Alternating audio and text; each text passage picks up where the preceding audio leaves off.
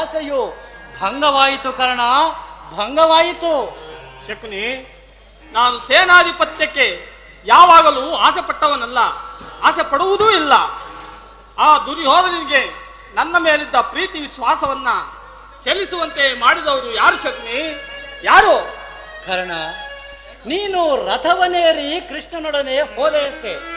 ಆ ಸಂಗತಿಯನ್ನು ಭೀಷ್ಮನು ದುರ್ಯೋಧನನಿಗೆ ತಿಳಿಸಿದಂತಿದೆ. ಆ ತಂತ್ರಿಯಾದ ಕೃಷ್ಣನ ಸವಿನುಡಿಗಳಿಗೆ ನೀನು ವಶನಾದೆಯೋ ಏನೋ ಎಂದು ನಿನ್ನ ಮೇಲೆ ಸಂದೇಹ ಕರ್ಣ, ಸಂದೇಹ. ಸಂದೇಹ? ಈ ಕರ್ಣನ ಮೇಲೆ ಸಂದೇಹವೇ? ಕುರುಕುಲದ ಅರಸರಿಗೆ ಈ ಕರ್ಣನ ಸ್ವಾಮಿ ನಿಷ್ಠೆಯು ಇನ್ನೂ ತಿಳಿದಿಲ್ಲವೇ ಶಕುನಿ? ಇನ್ನೂ ತಿಳಿದಿಲ್ಲವೇ? ತಿಳಿದಿರುವರು ಕರ್ಣ, ತಿಳಿದಿರುವರು.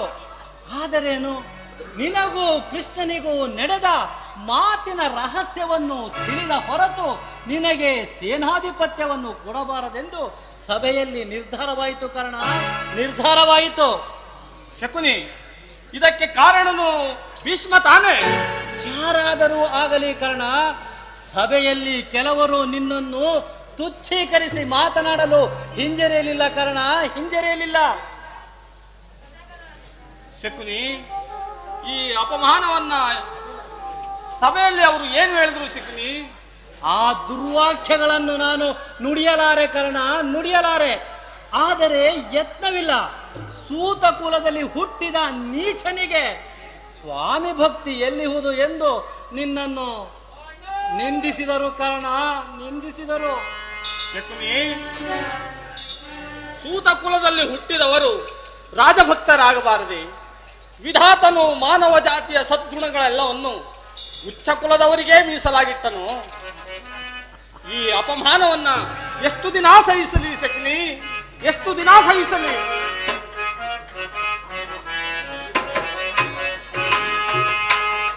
ಶಕುನಿ ಸಹಿಸನು ಅಪಮಾನವ, ಓ ಶಕುನಿ ಸಹಿಸನು ಅಪಮಾನವ. ಶಕುನಿ, ಶಕುನಿ,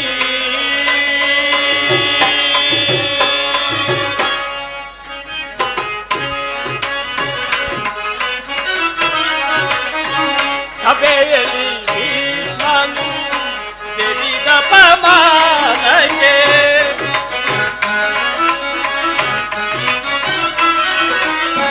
ಸಭೆಯಲ್ಲಿ ಭೀಷ್ಮನು ಸೇರಿದ ಅಪಮಾನಕ್ಕೆ ದುರ್ಯೋಧನನು ಸಮ್ಮತಿಸಿದನೇಕೆ? ದುರ್ಯೋಧನನು ಸಮ್ಮತಿಸಿದನೇಕೆ? ಹರಿಯನು ದೇವ ಈ ವಿಧಿಶಾಪವ,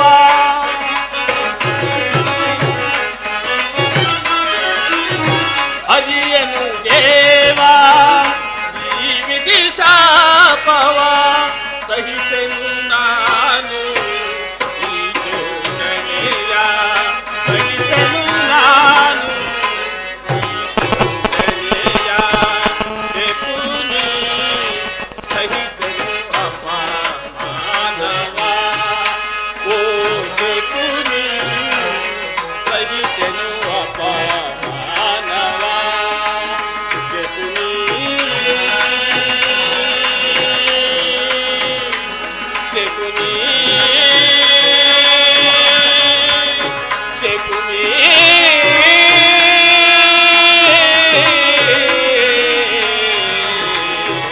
ಶಕುನಿ.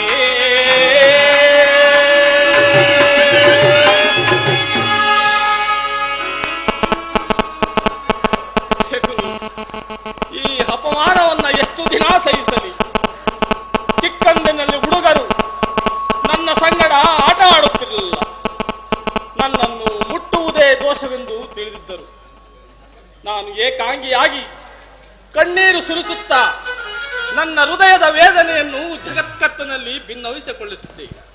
ಪರಮೇಶ್ವರ, ಪರಮೇಶ್ವರ, ಯಾವ ಪಾಪಕ್ಕಾಗಿ ನನ್ನನ್ನು ಸೂತ ಕುಲಕ್ಕೆ ತಳ್ಳಿದೆ ಎಂದು. ಆ ದಿನಗಳು ಕಳೆದವು, ತಿಳಿವು ಮೂಡಿತು. ಜನ್ಮವು ಆಕಸ್ಮಿಕ ಘಟನೆ. ಗುಣವೇ ಮಾನವನ ಸರ್ವಸ್ವವೆಂದೂ ತಿಳಿದೆ. ನನ್ನ ಮಾನಾಪಮಾನಗಳೆಲ್ಲವೂ ಗುಣವನ್ನು ಅವಲಂಬಿಸಿದೆ ಎಂದು, ಕುಲವನ್ನಲ್ಲವೆಂದೂ ನಿಶ್ಚಯಿಸಿದೆ. ಆತ್ಮಬಲದಿಂದ, ದೈವ ಪ್ರಯತ್ನದಿಂದ, ವಿಶೇಷ ಪ್ರಯತ್ನದಿಂದ, ದೈವ ಶಕ್ತಿಯಿಂದ ರಾಜಸ್ಥಾನದ ಸ್ಥಾನಮಾನಗಳು ಇಂದು ನನಗೆ ಲಭಿಸಿದವು. ನಾನಿಂದು ಅಂಗದೇಶದ ಅರಸು, ಕುರು ಸಾಮ್ರಾಜ್ಯದ ಮಾಂಡಲಿಕ. ಇಂದಿಗೂ ಈ ಜನ್ಮದ ದುಷ್ಟಭೂತವು ನನ್ನನ್ನು ಬಿಟ್ಟಿಲ್ಲ ಶಕುನಿ, ಬಿಟ್ಟಿಲ್ಲ. ಪ್ರತಿಷ್ಠಾಪರರಾದ ಆರ್ಯರು ತಮ್ಮ ಸಕಲ್ಪಿತ ಮರ್ಯಾದೆಯನ್ನು ಹೊರದೂಡದ ಹೊರತು ಈ ಭಾರತಕ್ಕೆ ನಿಸ್ತಾರವಿಲ್ಲ ಶಕುನಿ, ನಿಸ್ತಾರವಿಲ್ಲ. ಸ್ಥಿರನಾಗು ಕರ್ಣ, ಸ್ಥಿರನಾಗು. ಸ್ಥಿರನಾಗು ಕರ್ಣ, ಸ್ಥಿರನಾಗು. ಆ ದುರ್ಯೋಧನನು ನಿನ್ನ ಅವ್ಯಾಜ ಸ್ನೇಹವನ್ನು ನಿರಾಕರಿಸಿದರ ಪ್ರತೀಕಾರ ನಿನ್ನ ಕೈಯಲ್ಲಿದೆ.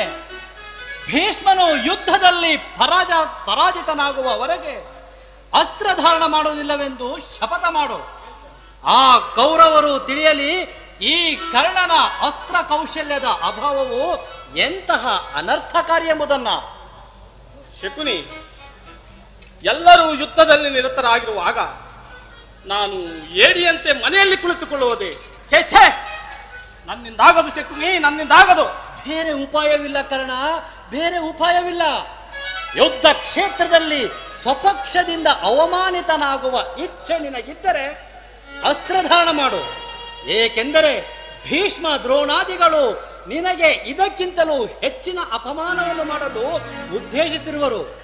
ಗುರುಜನರ ಮೇಲಿನ ಭಕ್ತಿಯಿಂದ ಆ ದುರ್ಯೋಧನನು ಈ ವಿಚಾರದಲ್ಲಿ ತಾಟಸ್ಥ್ಯ ಭಾವವನ್ನು ವಹಿಸುವನು.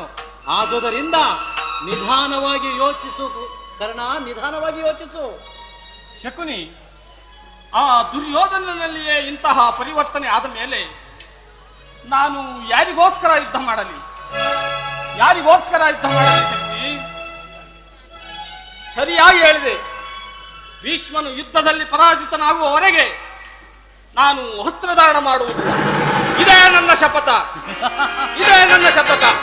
ಮೆಚ್ಚಿದೆ ಕರ್ಣ, ಮೆಚ್ಚಿದೆ ನಿನ್ನ ಮಾತುಗಳನ್ನ.